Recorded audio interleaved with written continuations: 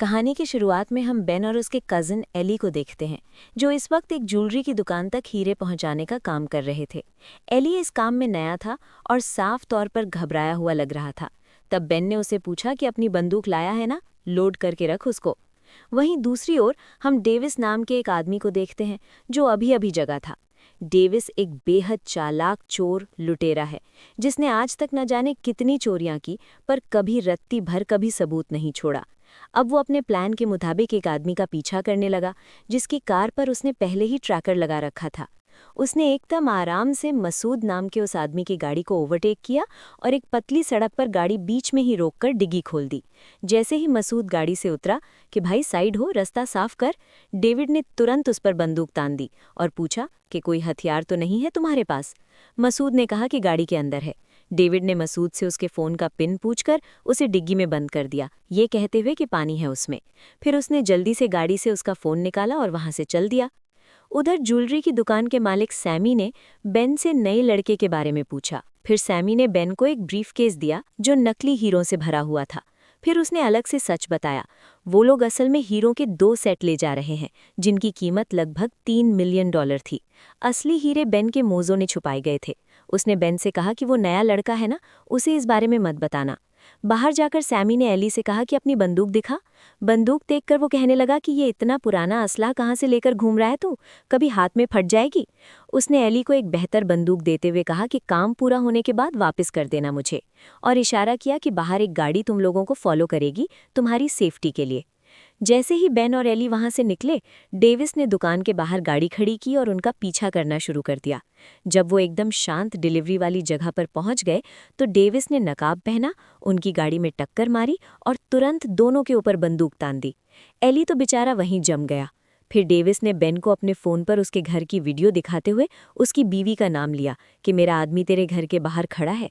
उसने एली से कहा कि दोनों अपने फ़ोन्स और गन्स मेरी गाड़ी के अंदर फेंक दो, जो एली ने तुरंत कर दिया। उसने असली हीरे और उनकी कीमत का सर्टिफिकेट दोनों मांगे और साथ ही ये भी साफ कह दिया कि मुझे ब्रीफकेस में कोई दिलचस्पी नहीं है। अब बेन ने पहले तो ना समझने का नाटक किया कि भैया मुझे तो ब्रीफकेस ही मिला था, लेकिन डेविस ने सीधा कहा कि ये हीरे इंश्योर्ड हैं, मालिक को इंश्योरेंस कंपनी से पैसे मिल जाएंगे, तू क्यों अपनी जान दे रहा है। डेविस बहुत कुछ जानता था, इसलिए बेन ने आखिरकार मान ही लिया कि असली हीरे उसके बाएं मोजे में छुपे हुए हैं। उसने धीरे से उन्हें निकाल कर दिखाया। डेविस ने हीरे ले लिए और जल्दी से मसूद को अपनी गाड़ी की डिग्गी से बाहर निकाल दिया, लेकिन इतने में एली ने चुपके से अपनी पुरानी बंदूक निकाल ली, जो अभी भी उसके पास ही थी। अब जैसे ही डेविस वहां से जाने लगा, एली ने तुरंत उस पर गोली चलाई, लेकिन उसकी वो पुरानी बंदूक मिसफायर कर गई और डेविस पॉइंट ब्लैंक रेंज से भी बच गया। तुरंत एक्शन लेते हुए डेविस ने गाड़ी पीछे ली और तेज रफ्तार से वहां से निकल गया। वो शहर की सड़कों से होता हुआ एक पार्किंग गराज में घुस गया, पर वो साफ तौर पर हिल गया था, क्योंकि आज वो मरने के बहुत करीब था। वहां उसने अपनी आंखों से कॉन्टैक्ट लेंसेज निकाले और खुद को साफ किया। फिर उसने गाड़ी को ढक दिया और दूसरी गाड़ी बदलकर गायब हो गया। खैर, इसी दौरान हम डिटेक्टिव लू और उसके साथी को देखते हैं, जो हीरों की लूटपाट वाले केस की जांच कर रहे थे। उन्होंने बेन से कुछ सवाल किए और उसकी टाइमिंग के ऊपर शक जताया। जिस दिन तुम $3 मिलियन के हीरे ले जा रहे थे, उसी दिन तुम्हारे साथ लूटपाट हो गई, और साथ ही चोर को तुम्हारी पत्नी का नाम कैसे पता था। मगर बेन ने सीधे तौर पर कहा कि मैंने कोई जानकारी लीक नहीं की। फिर एली ने कबूल किया कि जाते वक्त मैंने गोली चलाई थी, लेकिन निशाना सही नहीं लगा। डिटेक्टिव्स ने यह भी पूछा कि जब मौका था तो चोर ने गोली क्यों नहीं चलाई। खैर, लू का मानना था कि ये काम किसी ऐसे अपराधी ने किया है जो उन्हें काफ़ी टाइम से ट्रैक कर रहा था। साथ ही वो जो भी इंसान है वो वायलेंस से बचता है और इसी हाईवे के आसपास कांड करके तुरंत गायब हो जाता है। दूसरी ओर इसी वक्त डेविस अपने फ्लैट पर पहुंच गया और हीरे उसने एक कप में डाल दिए। जब उसने अपना नकाब देखा तो उस पर खून के दाग नजर आए। अचानक उसे एहसास हुआ कि शायद पार्किंग गराज में जो गाड़ी छोड़ी है उसके अंदर भी खून रह गया हो। शाम को डेविस मिस्टर मनी नाम के अपने एक साथी से मिला, जो उसके चोरी किए हुए सामान को बेचने का काम करता था। उस आदमी ने पूछा कि सब कैसा चल रहा है। तब डेविस ने बताया कि आज चोरी में थोड़ी गड़बड़ हो गई है, मैं बाल बाल बचा हूं मरने से, यहाँ से गोली गई है मेरे। साथ ही उसने कहा कि अगला प्लान जो हमने बनाया था वो बहुत खतरनाक लग रहा है अब मुझे, मैं शायद कर नहीं पाऊंगा। इस पर उस आदमी ने सीधे सीधे पूछा कि इससे बेहतर प्लान है क्या तेरे पास? तो डेविस ने कहा कि मैं इस पर काम कर रहा हूँ। उस रात डेविस ने शैरन के बारे में जानकारी निकालनी शुरू की, जो कि एक इंश्योरेंस कंपनी में काम करती है। शैरन इस वक्त भी मुनरो नाम के एक बहुत अमीर आदमी को अपनी पॉलिसी बेचने की कोशिश कर रही थी। उसने उसके शानदार घर की तारीफ की और कहा कि कंपनी ऐसे ही लोगों को तो बचाना चाहती है सर, गरीबों के पास खोने को है क्या?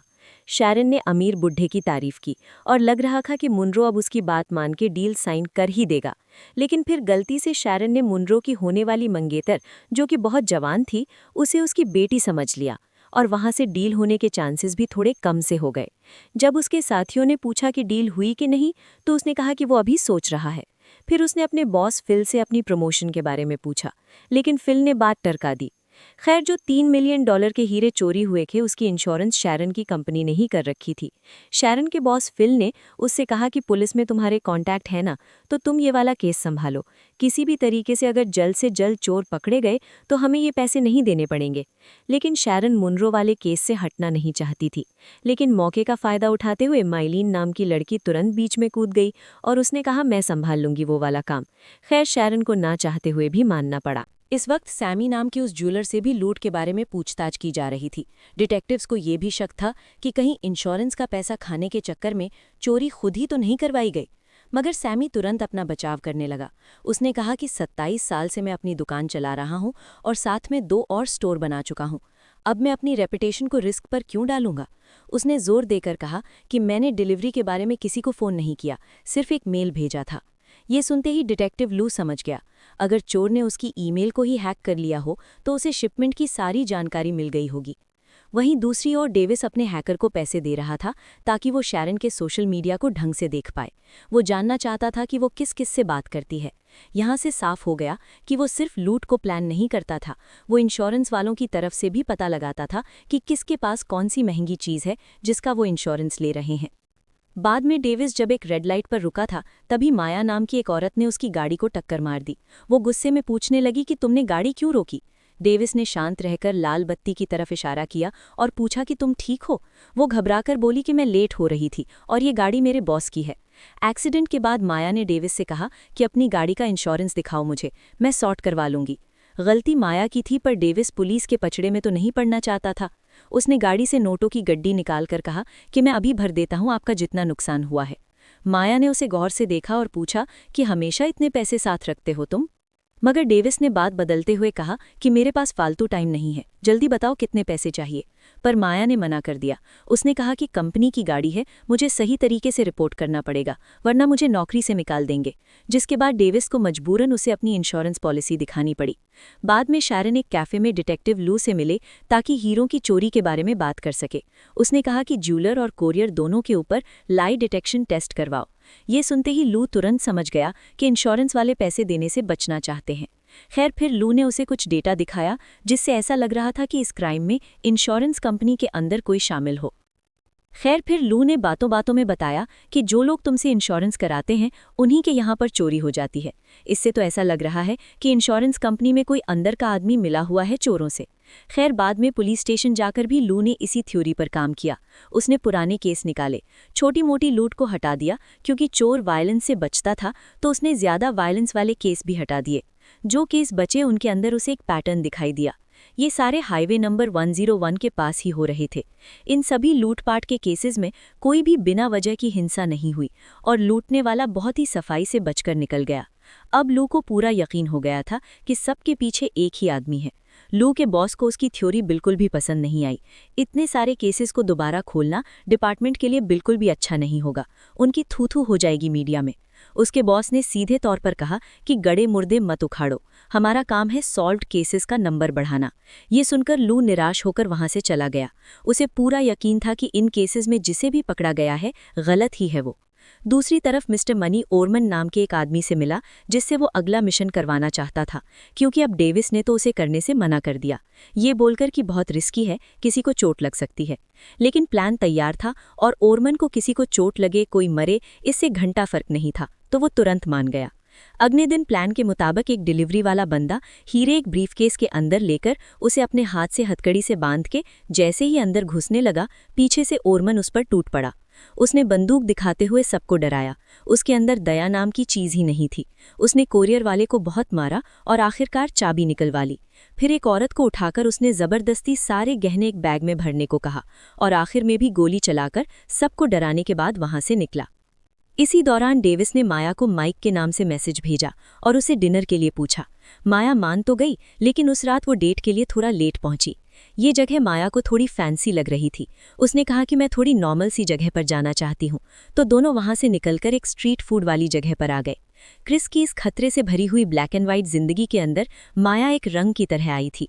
उनकी डेट भी काफी अच्छी गई। माया की जाने के बाद डेविस पास के एक टेलीविजन को देखने लगा। ब्रेकिंग न्यूज में एक ज्वेलरी शॉप के अंदर हुई लूटपाट दिखाई जा रही थी, जो आज सुबह 10 बजे के करीब हुई थी। लुटेरे ने पूरा टाइम मोटरसाइकिल हेलमेट पहना हुआ था, जिससे उसका चेहरा कोई नहीं देख पाया। रिपोर्टर ने इसे भी काफी समय से हो रही हाई प्रोफाइल चोरियों से जोड़ा। पुलिस गवाहों की मदद से कोई सुराग बटोरने की कोशिश कर रही थी, लेकिन अफसोस किसी के पास भी चोर के खिलाफ कोई भी सबूत नहीं था। फिर लू ने फुटेज को ध्यान से देखा। उसे कुछ तो गड़बड़ लग रही थी। जगह, टाइमिंग और तरीका तो काफी हद तक पैटर्न से मिल रहे थे, लेकिन इस चोर की हरकतें अलग लग रही थी। क्योंकि पिछले वाला चोर लड़ाई झगड़े वायलेंस से बचता था, मगर इस लूट को अंजाम देने वाला चोर गुस्से से भरा हुआ था, लोगों को मार रहा था।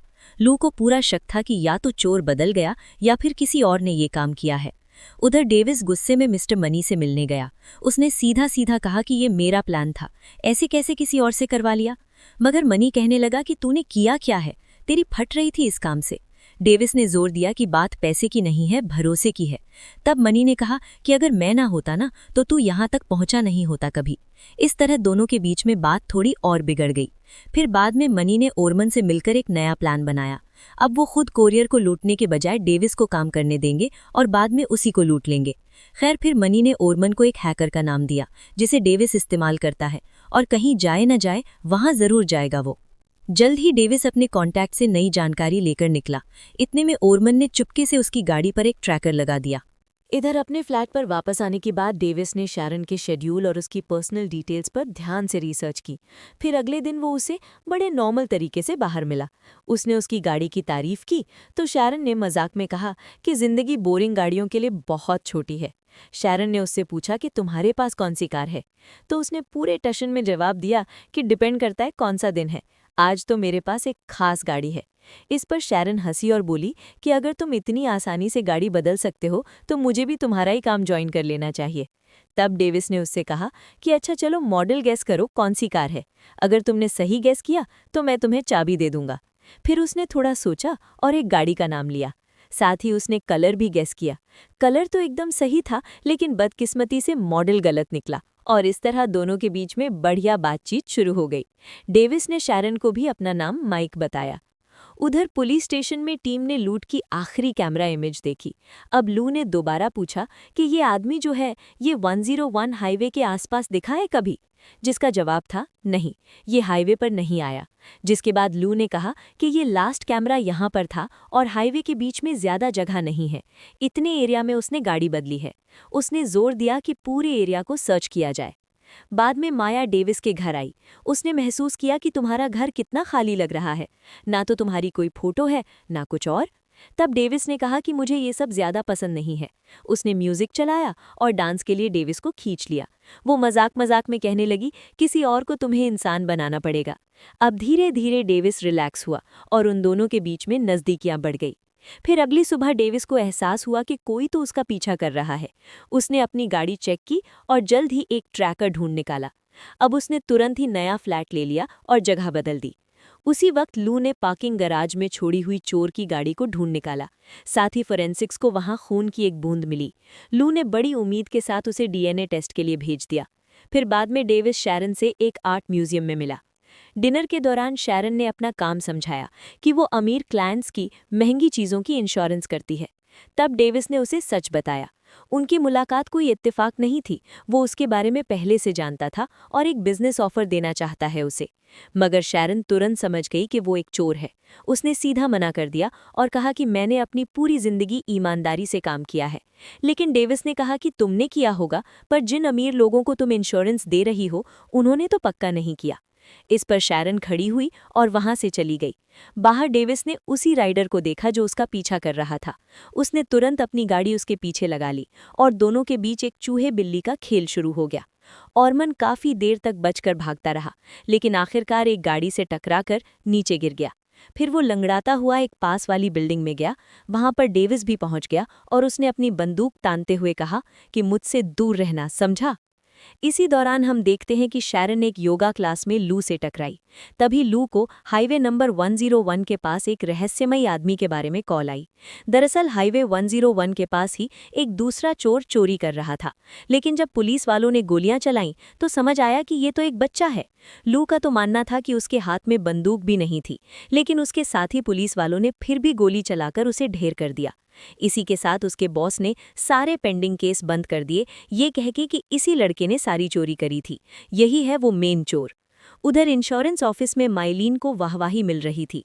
असल में मनरो के साथ जो इंश्योरेंस डील चल रही थी वो आखिरकार पूरी हो गई। सारा मेन काम किया शैरन ने। माइलीन आखिर में डील साइन करके आ गई। इसके बाद शैरन ने चुपचाप मार्क से अपनी प्रमोशन को लेकर बात की, मगर मार्क ने फिर से बात को टाल दिया। जब शैरन ने कहा कि मैं अपने सारे क्लाइंट्स लेकर किसी दूसरी कंपनी में चली जाऊंगी, तो उसका बॉस फिर से उसकी बेइज्जती करने लगा कि 53 साल की बुढ़िया को कौन लेगा, मुझे डराने की जरूरत नहीं है। उधर लू को डीएनए टेस्ट की रिपोर्ट मिल चुकी थी। फिर वो बड़े ध्यान से उसे स्टडी करने लगा, क्योंकि उसके अंदर एक उम्मीद थी कि शायद इससे सच बाहर आ सकता है। इसी बीच शैरन ने अपनी जिंदगी का सबसे बड़ा फैसला ले चुकी थी। उसने डेविस से कांटेक्ट किया और कहा कि तुम कुछ प्लान बता रहे थे ना। उसने डेविस को बताया कि एक कुरियर आने वाला है जो मनरो नाम के एक अरबपति की शादी में 5.5 मिलियन की घड़ियां और हीरे ला रहा है। काफी सारे गार्ड्स आएंगे उस कुरियर के साथ, तो सिक्योरिटी बहुत टाइट है। लेकिन उनके प्लान में लूप होल भी थे। असल में वो आदमी टैक्स बचाने के लिए कैश में पेमेंट कर रहा था। इसका मतलब था लगभग $1 मिलियन का कैश भी वहां पर होगा। ये सुनते ही डेविस तुरंत चोरी के बारे में सोचने लगा।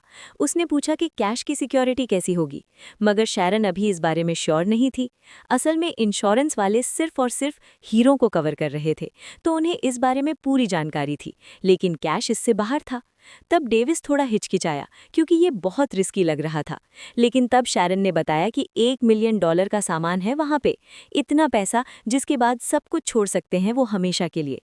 मगर डेविस ने कहा कि पैसा तभी मैटर करता है जब तुम उसे लेकर जिंदा बच के निकल पाओ। डीएनए रिपोर्ट में डेविस का नाम आ गया था। अब लू उसके नाम पर लिस्टेड एक एड्रेस पर गया। वहां एक औरत ने दरवाजा खोला और लू ने झूठ कह दिया कि मेरा नाम डिटेक्टिव लॉव्जनिक है। क्या आप डेविस नाम के इस आदमी को जानती हैं? औरत का रिएक्शन देखते ही वो समझ गया कि हाँ, ये जानती है। दूसरी ओर डेविस ने एक वॉइस मेल सुना जिसमें वही औरत उसे कॉल बैक करने को कह रही थी। जब डेविस ने उससे बात की तो पता चला कि पुलिस उसके बारे में पूछताछ करने आई थी। डेविस समझ चुका था कि इन्वेस्टिगेशन उसके करीब पहुंच रही है। फिर वो कोरियर की डिटेल्स कंफर्म करने के लिए शैरन से मिला। तब शैरन ने अंदाज़ा लगाया कि डिलीवरी फ्राइडे या सैटरडे को होगी। संडे को शादी है तो उससे पहले ही हो जाएगी। तब डेविस ने उसे एक डिस्पोजेबल फ़ोन दिया और कहा कि हर कॉल के बाद सिम कार्ड को डिस्ट्रॉय कर देना। शैरन कहने लगी कि ज़्यादा ही फिल्मी नहीं हो रहा ये, लेकिन डेविस ने कहा कि यही तरीका होता है, फिल्मी कुछ नहीं है इसमें, सबूत नहीं छोड़ने, सफाई से काम करना है। फिर कुछ दिन बाद शैरन ने पूरा डिटेल में प्लान निकाल लिया और ये पूरी बात डेविस को भी बता दी। तभी अचानक से ऑर्मन वहां पहुंच गया और उसके ऊपर हमला कर दिया। तब डर के मारे शैरन ने उसी कैश और हीरों की डिटेल्स उसे भी दे दी। अब उसे समझ नहीं आ रहा था कि ये सब क्या हो रहा है, इसीलिए वो सीधा लू के पास चली गई। अपनी जान का खौफ खाते हुए उसने चोरी के बारे में सब कुछ कबूल कर लिया, जिसमें पूरा प्लान, पैसे, सब कुछ शामिल थे। तब लू ने उसे डराना शुरू किया कि तुमने इतनी बड़ी चोरी का प्लान बनाया है तो तुम भी गुनहगार हुई। अगर ये सब ऑफिशियल हो गया ना तो नौकरी तो छोड़ो, जेल की चक्की पीसनी पड़ेगी। उसकी सुरक्षा के लिए लू ने उससे कहा कि तुम अपने घर मत जाना और कुछ समय के लिए मेरे घर पर रुक सकती हो। साथ ही उसने कहा कि इस माइक के बारे में मुझे बताओ, हर छोटी से छोटी बात। अब लू ने एविडेंस रूम में जाकर डेविस के खिलाफ सबूत जोड़ने शुरू किए। उसी वक्त डेविस ने माया से कहा कि मुझे काम के लिए शहर छोड़ना पड़ेगा। माया को महफूज रखने के लिए डेविस ने उसे ज्यादा बात नहीं बताई और इससे चिढ़कर वो रिश्ता तोड़कर चली गई। उसे खोकर डेविस बहुत फ्रस्ट्रेटेड था। खैर फिर लूट वाले दिन डेविस एयरपोर्ट की तरफ बढ़ा, जबकि उसे ये बिल्कुल नहीं पता था कि ऑर्मन के पास भी पूरी इन्फॉर्मेशन है। वहीं लू मिस्टर फॉस्टर के नाम से अंडरकवर बैंक कोरियर से मिला। अब वो घड़ियों और हीरों वाला बैग लेकर खुद कोरियर बन के आ गया। गाड़ी में नकली ड्राइवर और नकली कोरियर दोनों चले हुए थे। जल्द ही वो उस होटल में पहुंच गए जहां मुनरो रुका हुआ था। जैसे ही वो कमरे में पहुंचे, डेविस ने तुरंत बंदूक निकालकर सबको नीचे बैठने को कहा। साथ ही कहा कि वो कैश निकालो जो तिजोरी में भरा हुआ है। जब लू डेविस के कहे मुताबिक ब्रीफकेस से घड़ियां और हीरे निकालकर उसके लिए एक बैग में भरने लगा, तो पता चला उसने अंदर एक बंदूक रखी हुई थी। वो उसने निकालकर डेविस पर तान दी और बताया कि मैं एक पुलिस वाला हूँ, सरेंडर कर दे। इस पर डेविस ने कहा कि मैंने कभी किसी को चोट नहीं पहुंचाई, मैं अब जाकर अपना रिकॉर्ड खराब नहीं करना चाहता। हालात बहुत टेंस हो गए और तभी ऑर्मिन अंदर घुसा और उसने दोनों पर ही बंदूक तान दी। डेविस से बिल्कुल उलट ऑर्मिन वायलेंस में पूरा मानता था। उसने बिना रुके मुनरो को गोली मार दी। इसी अफरा तफरी में डेविस ने वापस फायर किया और ऑर्मिन को मार डाला। आखिरकार सब कुछ खत्म होने के बाद लू ने डेविस से कहा कि मैं जानता हूं तुम ही हाईवे 101 वाले चोर हो। तुमने कभी किसी को खरोंच तक नहीं मारी, आज मेरी जान बचाने के लिए एक आदमी को मार दिया। लू का दिल बदल गया कि डेविस एक अच्छा इंसान है जिसे समाज की वजह से चोर बनना पड़ा। उसने कहा कि जल्दी से जो ले जा सकते हो ले जाओ। साथ ही उसने मुनरो से कहा कि जैसा मैं कहूँगा वैसा ही करना, वरना ऐसी टैक्स चोरी की इंक्वायरी बैठवाऊंगा तेरे ऊपर कि जेल में चक्की पीसेगा बुढ़े। उसने बैकअप को बुला लिया, ये कहकर कि एक आदमी लूट खसोट करने आया था, उसे मैंने मार दिया है, साथ में मिस्टर मुनरो को गोली लगी है। आखिर में डेविस ने अपने वादे के मुताबिक लगभग $3 मिलियन शैरन को भिजवा दिए और अपनी चमचमाती हुई गाड़ी लू के लिए छोड़कर चला गया। उसने माया को भी चिट्ठी भेजी जिसमें उसके बचपन की एक फ़ोटो थी, तो शायद हीरोइन भी मानी जाएगी। वीडियो पसंद आई तो लाइक कर देना, चैनल को सब्सक्राइब कर लेना।